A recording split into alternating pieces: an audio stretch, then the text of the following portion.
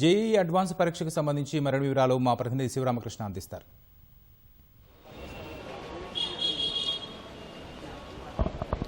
Right, దేశవ్యాప్తంగా ఈరోజు ఉదయం 9 గంటలకు జేఈఈ అడ్వాన్స్డ్ పరీక్ష ప్రారంభం కానుంది. ఈ మేరకు అధికారులు ఇప్పటికే అన్ని ఏర్పాట్లను పూర్తి చేశారు. ఉదయం 7 గంటల నుంచి 8:30 వరకు ఈ విద్యార్థులు ఎవరైతే ఉన్నారో వాళ్ళని లోనికి అనుమతిస్తున్నారు. అయితే దీనికి సంబంధించినటువంటి పూర్తి భద్రతా చర్యలు ఏర్పాటు చేశారు. విద్యార్థులకు సంబంధించి అడ్మిట్ కార్డులు కానీ మిగతా అట్లాగే అడ్మిట్ కార్డులతో పాటు లోన బయోమెట్రిక్కి సంబంధించినటువంటి అన్ని ఏర్పాట్లను పూర్తి చేసి ఎటువంటి ఇబ్బందులు తలెత్తకుండా కూడా చూసినటువంటి పరిస్థితి కనిపిస్తుంది. ప్రస్తుతం మనం LB Nagar Ayan digital zone వద్ద ఉన్నాము. ఇక్కడ ఉన్నటువంటి ఈ సెంటర్ వద్ద ఉన్నాము. ఎల్బీ నగర్తో పాటు పక్కనే ఉన్నటువంటి భాగ్యలతలో కూడా ఇక్కడ ఒక సెంటర్ ఏర్పాటు చేశారు. దీంతోపాటు హైదరాబాద్లో మరిన్ని సెంటర్లను కూడా ఏర్పాటు చేశారు. తెలంగాణ వ్యాప్తంగా చూస్తే కనుక ఆదిలాబాద్, కరీంనగర్, నిజామాబాద్, హైదరాబాద్, అట్లాగే ఖమ్మం, కోదాడ, కొత్తగూడెం, సూర్యాపేట, సిద్దిపేట, వరంగల్ ఈ అట్లాగే మరికొన్ని ప్రాంతాలు కూడా ఏర్పాటు చేశారు. అయితే ఎవరైతే జేఈఈ మెయిన్స్లో అర్హత సాధించారో వాళ్ళే జేఈఈ అడ్వాన్స్డ్ రాసేందుకు కూడా అర్హత సాధించినట్లుగా ఉంటుంది. అయితే దాదాపు 2,50,182 మంది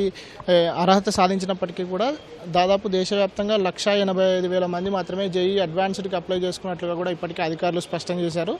అయితే దాంట్లో తెలుగు రాష్ట్రాల నుంచి 45,000 మంది విద్యార్థులు ఉన్నట్లుగా కూడా తెలుస్తోంది. అయితే దీనికి సంబంధించి చూస్తే కనుక పరీక్ష 2 సెషన్లలో జరగనుంది. ఈరోజు ఉదయం 9 గంటల నుంచి 12 గంటల వరకు తొలి సెషన్ జరగనుండగా మధ్యాహ్నం 2:30 నుంచి 5:30 వరకు రెండో సెషన్ జరగనుంది. అయితే దీనికి సంబంధించి మొత్తంగా చూస్తే సీట్ల అలాట్మెంట్కి సంబంధించి గతేడాది చూస్తే కనుక రిజర్వేషన్ల ప్రకారం అట్లాగే కట్ ఆఫ్ మార్కుల ఆధారంగా 54,378 మందికి joint seat allocation authority JoSAA ఏదైతే ఉందో కౌన్సిలింగ్లో పాల్గొనేందుకు అవకాశం ఇచ్చింది. అయితే ఈసారి బెంగళూరులోని ఐఐఎస్సి కూడా ఇందులో చేరడంతో దాదాపుగా 300 సీట్లు పెరిగే అవకాశం ఉన్నట్లుగా కూడా తెలుస్తుంది. అయితే 2025-26 సంవత్సరానికి సంబంధించి 18,160 సీట్లు ఉండగా ఈసారి అవి మరో 300 పెరిగినట్లుగా కూడా తెలుస్తుంది. అయితే మొత్తంగా చూస్తే ఈ షెడ్యూల్కు సంబంధించి చూస్తే కనుక ఈరోజు 2 సెషన్లలో ఎగ్జామ్స్ పూర్తయిన తర్వాత మే 21వ తేదీ వెబ్సైట్లో ఇప్పుడు ఎవరైతే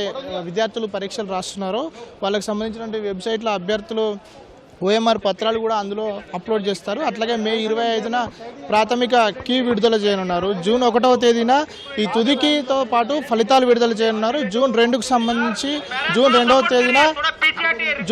తేదీన జోసా కౌన్సిలింగ్ ప్రారంభమై జూలై 24 వరకు కొనసాగుతుంది. అయితే ఇక్కడ మనం చూడొచ్చు విద్యార్థులకు మరికొద్ది సేపట్లో అంటే 8:30 తర్వాత లోనికి అనుమతించమని స్పష్టం చేసినటువంటి పరిస్థితి కనిపిస్తుంది. దీనికి సంబంధించి ఇక్కడ ఎల్బీ నగర్ వద్ద చూడొచ్చు విద్యార్థుల తల్లిదండ్రులు కూడా ఇక్కడికి భారీగా చేరుకున్నటువంటి పరిస్థితి అయితే కనిపిస్తుంది. ఎటువంటి ఇబ్బందులు తలెత్తకుండా ఇటు పోలీసులు కూడా అట్లాగే అధికారులు కానీ కట్టుదిట్టమైనటువంటి భద్రతా చర్యలను అయితే ఏర్పాటు చేసినటువంటి పరిస్థితి కనిపిస్తుంది. ఇది ఇక్కడ ఉన్నటువంటి తాజా సమాచారం. ఓ టు స్టూడియో.